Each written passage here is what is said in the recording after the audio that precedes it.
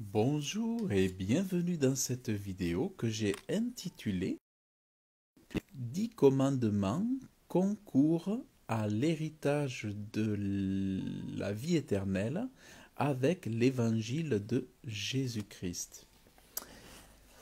Alors je vous partage ces choses-là parce que beaucoup écartent les 10 commandements de Dieu de l'évangile de Jésus et à tort dans une mauvaise compréhension des Écritures, et je vais vous le montrer dans cette vidéo pour enseigner en fait ceux qui ne l'auraient pas compris, pour leur apporter la révélation. Alors ce qu'il faut savoir, même au regard des paroles de Jésus, c'est que les 10 commandements correspondent à ce que l'on appelle aussi la volonté de Dieu. Et je vais vous montrer que ce sont ces 10 commandements plus l'évangile de Jésus qui permettent d'hériter dans l'équation, je dirais, de l'héritage de la vie éternelle. En gros, ce que je veux montrer ici, qui est très très important aujourd'hui, c'est que l'évangile de Jésus seul, sans les 10 commandements, ne permet pas d'hériter de la vie éternelle. Oui, parce que Jésus aussi montre que pour l'intégralité de ce salut, pour l'intégralité de cet héritage, nous avons aussi besoin d'obéir à la volonté de Dieu, c'est-à-dire d'obéir aussi aux commandements de Dieu pour ceux qui en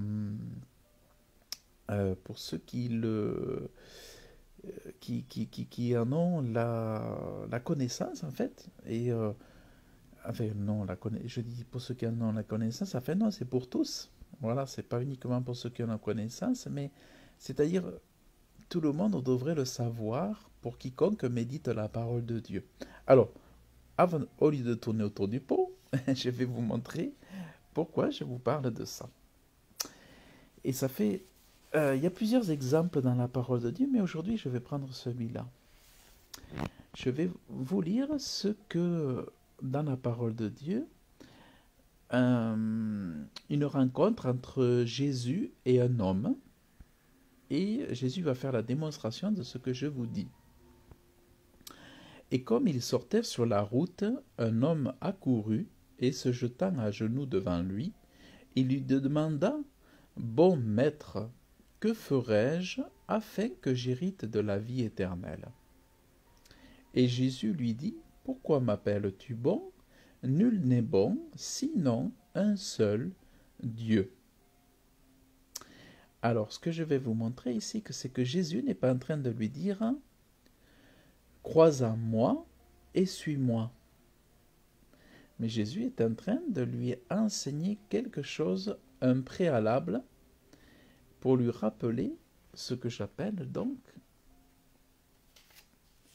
les 10 commandements. Donc Jésus, au lieu de passer directement à « suis-moi », il lui enseigne ou lui rappelle les 10 commandements.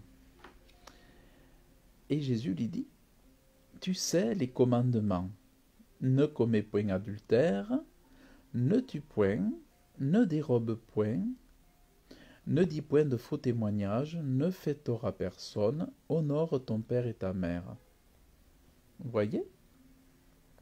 Donc en gros, pour obtenir la vie éternelle, la case des 10 commandements que beaucoup renient, malheureusement faute d'instruction aussi, par ignorance ou parce que les paroles sont déformées, aussi souvent les paroles de Dieu sont déformées, mais ici, Dieu nous enseigne dans ce passage que les 10 commandements sont essentiels, essentiels et puis indispensables. Donc les 10 commandements dans le décalogue se trouvent dans Exode 20 et Deutéronome 5. Et là, nous avons donc toute la série donc, que Jésus vient d'énumérer en partie. Honore ton père, ta mère, tu ne tueras point, tu ne commettras point d'adultère, tu ne déroberas point. Donc ça, c'est une prérogative indispensable pour, c'est-à-dire de faire la volonté de Dieu. Et que ce soit au début, que ce soit au début de sa confession, enfin au début de son salut, de sa marche dans la foi, mais aussi tout au long de sa vie chrétienne. C'est-à-dire les commandements de Dieu sont la référence pour faire la volonté de Dieu. Vous voyez? Parce que d'un côté, nous avons la volonté de Dieu, donc ce sont les commandements de Dieu. Et après, Jésus nous enseigne ses commandements à lui, qu'il est venu rajouter, et ses enseignements en tant que maître. Donc, nous, notre soumission, notre obéissance pour l'héritage de la vie éternelle, c'est l'obéissance à la volonté de Dieu et à l'évangile de Jésus-Christ, ce qui nous donne l'héritage de la vie éternelle. Donc, alors, je vais retourner là. Donc Jésus lui dit, tu sais les commandements. Ne commets point d'adultère, ne tue point, ne dérobe point, ne dis point de faux témoignages, ne fais tort à personne, honore ton père et ta mère. Et répondant, il dit, Maître, j'ai gardé toutes ces choses dès ma jeunesse. Et Jésus l'ayant regardé, l'aima et lui dit, une chose te manque. Alors, qu'est-ce qui s'est passé? C'est que Jésus a vu que c'était vrai, cet homme avait observé et il était pur. Comme Jésus connaît le passé, l'histoire de tous les hommes, parce qu'il est Dieu, il a pu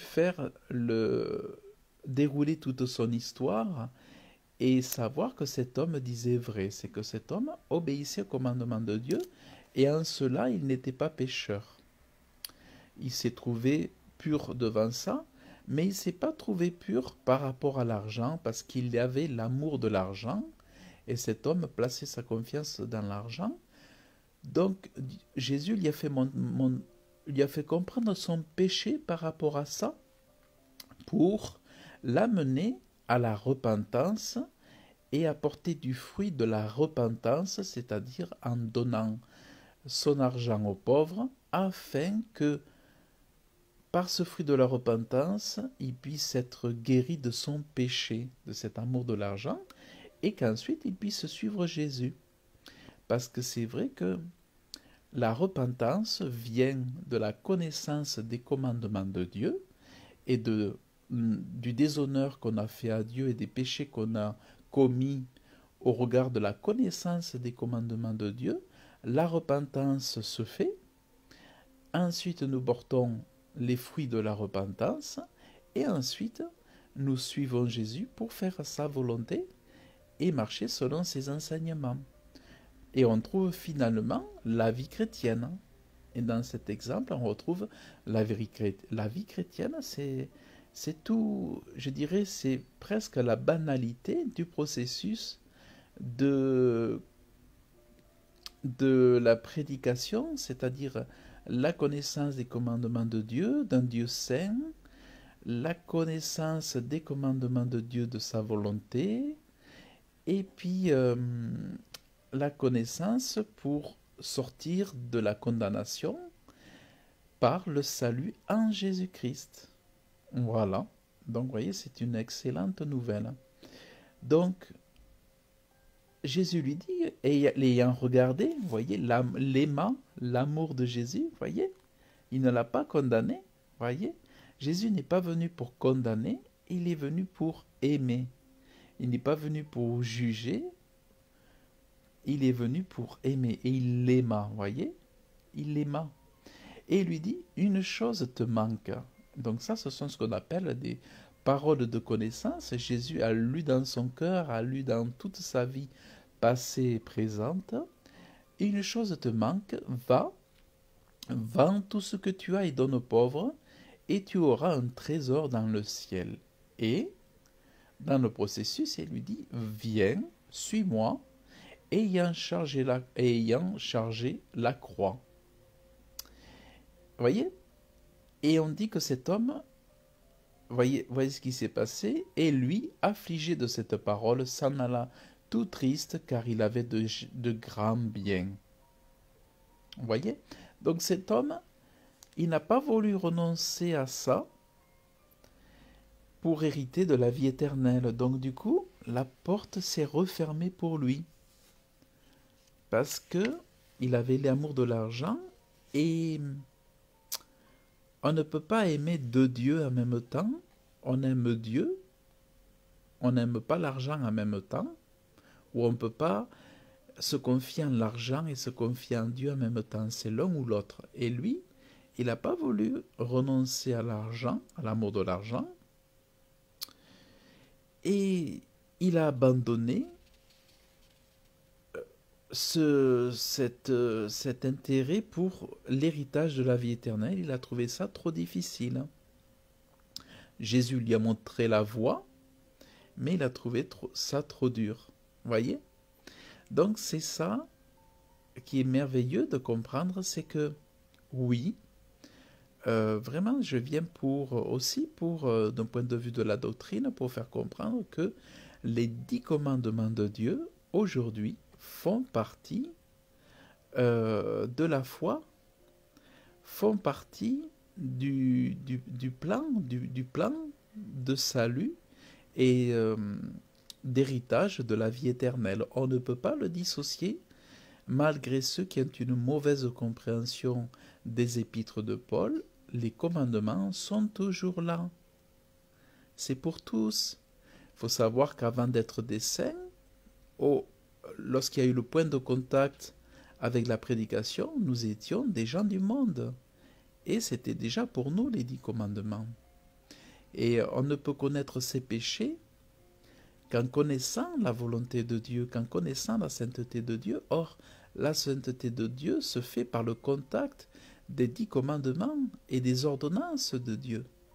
Donc, c'est vraiment important de le comprendre et de le rappeler. Donc, voilà, c'est vraiment très important d'en parler, parce que c'est vrai qu'on n'en parle pas. Moi, j'avoue que ce que je vous dis là, en ces termes, sous cette forme, je ne l'avais jamais entendu, mais ça m'est venu, je l'ai eu à cœur. C'est un peu l'équation de l'héritage de Dieu. C'est tout simplement deux valeurs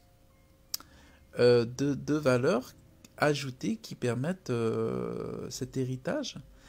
Et pour avoir l'héritage complet, parce que les personnes qui n'ont pas connaissance des commandements de Dieu et qui s'en moquent, mais certainement, à un moment donné ou à un autre, ils sont obligés de se retrouver pécheurs, puisque s'ils n'ont pas conscience de leur péché, s'ils n'ont pas conscience qu'ils déshonorent Dieu, eh bien, ils n'ont pas conscience que la porte leur sera fermée.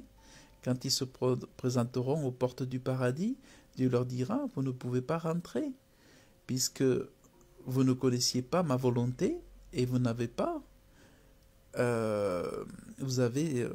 m'avez déshonoré en ne suivant pas mes commandements.